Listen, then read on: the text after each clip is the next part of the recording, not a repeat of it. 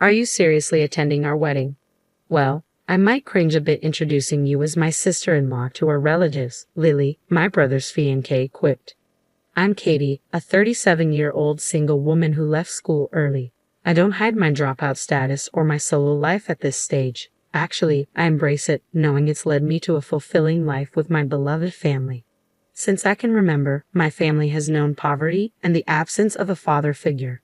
My mother, unmarried, raised me and my younger brother Georgie, just 2 years my junior. Despite her tireless efforts, providing for 2 children meant we were always on the brink of financial struggle. Occasionally, a relative would offer assistance, but my mother would politely decline, saying, "Only when we're truly desperate, please." When I questioned her refusal, she'd respond, "Accepting might upset his wife." Yet truthfully, there were times I wished she had accepted the help.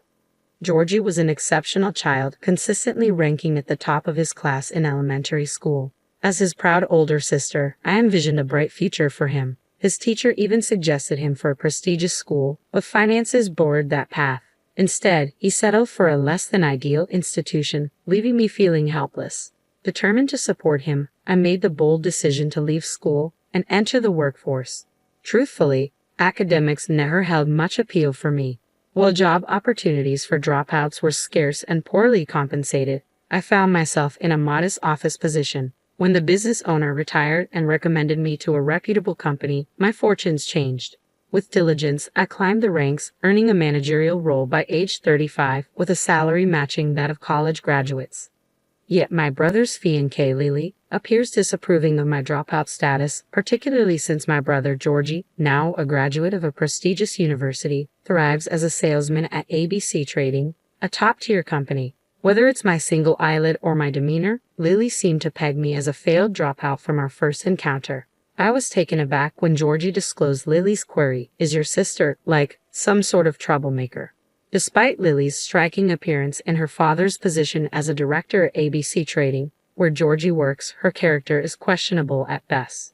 During one visit to our home, Lily was so repulsed by our dilapidated apartment that she refused to step inside, lamenting, despite dressing up nicely, "I'm getting dirtied." She felt ashamed that her boyfriend, under her father's authority as department head, commuted from such humble surroundings.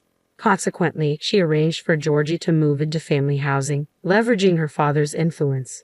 She absurdly insisted it was for their future marriage, but there was a catch. Outsiders were barred from entering, even close relatives needing permission for each visit. When I quipped about missing out on seeing their wedded bliss, Lily's mother acily retorted, "That's precisely why they're in family housing." Furthermore, Lily displayed rudeness towards my mother during her visit to our home. Whispering in a tone Georgie couldn't catch, she remarked, "Since your mother-in-law was poor, Georgie will be stuck repaying his student loans even after marriage. Don't parents usually cover tuition?" Her gaze bore into my mother.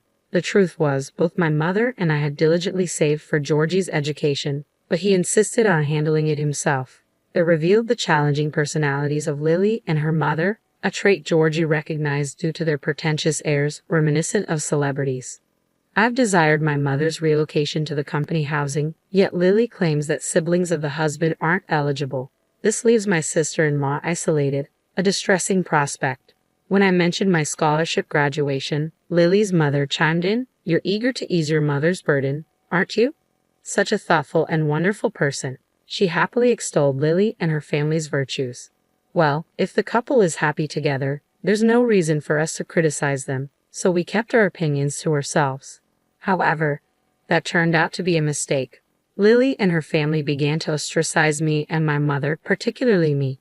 "Sister-in-law, are you planning to attend the wedding?" With Georgie's wedding just 2 weeks away, Lily suddenly reached out to me. Of course, he's my only brother, but the venue is quite extravagant, with around 150 guests expected.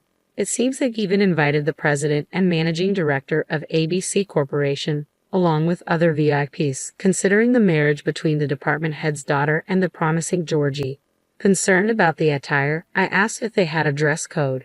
Lily responded, "I think everyone would feel uncomfortable if there's one sister-in-law who looks less well off." "What do you mean less well off? What do you mean less well off?" "Well, I plan to wear a formal outfit. Your idea of formal is probably a catalog suit worth about 10,000 yen, right? It's awkward to stand out among people wearing high-end brands, Lily judged, deeming me of lower status. To be honest, I'd rather you didn't attend our wedding. Frustrated by Lily's insinuation that those of modest means weren't welcome, I confronted her. What about my mother then? She doesn't own any high-end brand clothes either. I understand, but I can't exclude Georgie, who is valued by the company, and I'd prefer not to be embarrassed by the appearance of myself or my family. So we'll arrange attire for your mother. Lily's words left me deeply upset, though I understood the importance of dressing appropriately for an event attended by individuals from prestigious companies. I tried to see her directive as a gesture of concern to spare my mother any embarrassment at Georgie's significant occasion. However, her next statement caught me off guard. Naturally, you'll need to purchase that dress. It's an Oscar de la Renta evening gown, so budget around $10,000 in total. Wait, hold on. I can't afford such an expense. If you can't cover it, you'll need to find a way. Or do you intend to stand beside my parents in a cheap dress? I was stunned. And have you discussed this with Georgie? I haven't informed Georgie yet. Naturally, he assumes both you and mother will be there, but it could affect his future if his mother remains unmarried and his sister is labeled a dropout. Well, I believe nowadays being from a family with single mothers or dropouts doesn't hinder someone's career. Refusing to succumb to Lily's biases, I declared, regardless, it's my brother's wedding, so both mother and I will attend. We'll arrange our attire without relying on your stipulations. If it truly bothers you, then simply don't extend the invitation. I confided in mother and sought her counsel. She appeared downcast initially but soon brightened and said with resolve, "Don't fret, Katie. I made a promise to ensure Georgie's happiness. Leave it to me." With that, she dialed a number, eventually revealing something astonishing. The wedding day arrived, and a solemn ceremony unfolded in the chapel. Initially, I debated whether to inform Georgie about Lily's remarks, but ultimately, I entrusted everything to mother and kept quiet.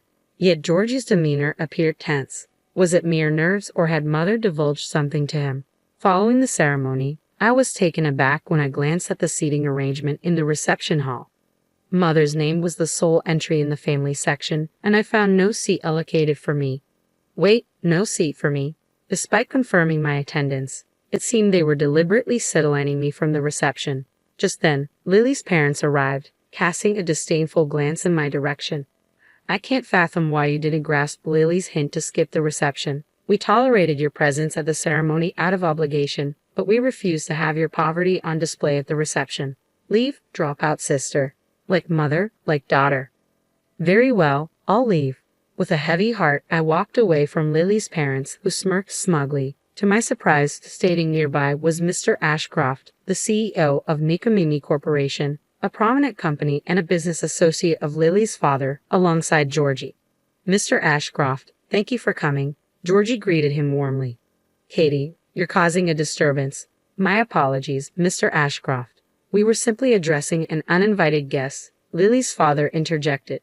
Mr. Ashcroft then intervened. If you're adamant about removing Katie, then I, as her father, will also excuse myself from the reception. Huh? Father, what are you saying? They exchanged bewildered looks, struggling to comprehend Mr. Ashcroft's unexpected declaration. Katie is indeed my daughter, Mr. Ashcroft affirmed. It emerged that he and mother had been involved in their 20s. At the time, Mr. Ashcroft was an executive poised to become CEO, while mother, orphaned in an accident, faced solitude. Their relationship encountered initial resistance. Moreover, when mother became pregnant with me, Nikamimi Corporation, Mr. Ashcroft's father's company, teetered on the brink of bankruptcy. Opposition abounded, believing the marriage would aid the company's recovery. Thus, mother proposed postponing the marriage until the company stabilized. Despite societal disapproval, she embraced single motherhood, nurturing me with the love she shared with Mr. Ashcroft. However, the company's fortunes didn't markedly improve. When mother became pregnant with Georgie, the CEO's daughter, extending a proposal, offered a lifeline. Mother selflessly stepped aside, asserting, "I'll raise our children with care. You needn't acknowledge them. Just find happiness with her and revive your company." Upon marrying the CEO's daughter, Mr. Ashcroft not only revitalized his company but propelled it to unprecedented heights, where it transitioned into a publicly traded company. However, our marriage remained childless, and we divorced a year ago due to my wife's infidelity. Following this, I sought reconciliation with Mother shortly before Georgie's wedding. I met with Ashcroft, the company's president, and my father. Oh, I remember him. Yes, he was the uncle who visited our apartment occasionally during my childhood, offering assistance to Mother. Little did I know he would later become President Ashcroft. As I glanced at him involuntarily, he offered a reassuring smile and remarked, "You've been through a lot. Your mother told me about the upcoming wedding." He confided his concerns in me. President Ashcroft, now Georgie's business partner, was well acquainted with Georgie's abilities. I hope for him to lead Migo Mimi Corporation someday. However, if he fails to discern the true intentions of deceitful individuals and disregards his mother and sister, I cannot entrust the company to him. Thus, he used the wedding as an opportunity to assess Georgie's character. The day prior to the wedding, President Ashcroft and Mother disclosed their history to Georgie, along with Lily's family's attempts to exclude us. Faced with these revelations, Georgie, who had placed trust in Lily and her parents, approached the wedding with mixed emotions. Hence his solemn demeanor during the ceremony. However, upon witnessing my absence from the reception seating chart and observing Lily's parents' attempts to remove me from the venue, he was convinced of the truth behind Mother's and my words. Georgie escorted Lily to the reception desk and declared, "Lily, Mr. and Mrs. Lily, I'm calling off this marriage. I refuse to align myself with individuals who disrespect and belittle my beloved mother and sister." Hold on a moment. You can't just make such a decision out of the blue. Indeed, this is all a misunderstanding. Besides, we've already completed the ceremony. The pair was in a state of panic, yet Lily, failing to grasp the gravity of the situation, inadvertently worsened matters. "What, Georgie, are you choosing those lower-class mother and daughter over me? You should know your place." Lily's parents, visibly shaken, attempted to intervene, but it was too late. As I laid out the details to Lily, she collapsed in despair, tears streaming down her face. President Ashcroft's remark, "We may need to reconsider our business ties with your company," drove Lily's parents to tears as they offered profuse apologies. The entire reception witnessed this exchange, leading to its abrupt cancellation. Georgie severed all connections with Lily, refraining from filing the marriage paperwork. Subsequently, I received a furious phone call from Lily. "You ruined my chances with Georgie. I'll be sending you a bill for damages and venue cancellation fees." In response, I calmly stated, "Is that so? In that case, I'll be taking legal action for defamation." Everyone at the reception heard the derogatory remarks from you and your parents. With that, she fell silent. Moreover, I disclosed how Lily's father had been stripped of his authority over transactions with Migo Mimi Corporation, demoted, and sidelined. "Perhaps I should inform your father that Lily threatened me. This could lead Migo Mimi Corporation to cease all dealings with ABC Trading. Wouldn't your father likely lose his job?"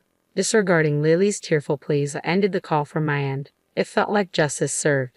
Georgie, who had terminated his engagement with Lily, subsequently joined Migo Mimi Corporation and appears determined to climb the ranks, aiming to become his father's trusted confidant. Mother and father are preparing for their wedding soon. Mother feels bashful about marrying at her age, but her joy shines through as we select her wedding gown together.